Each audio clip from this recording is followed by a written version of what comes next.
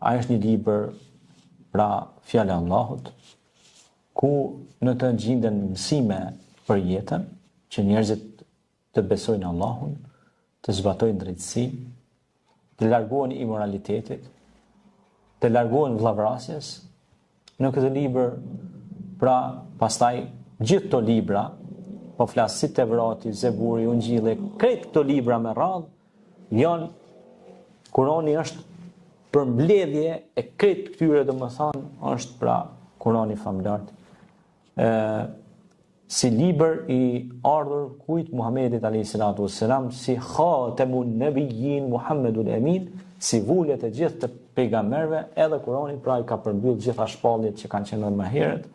që ju kanë ardhur tyre pejgamberëve të Zotit. Në këto libra pra kemi udhëzime për drejtësi, udhëzime për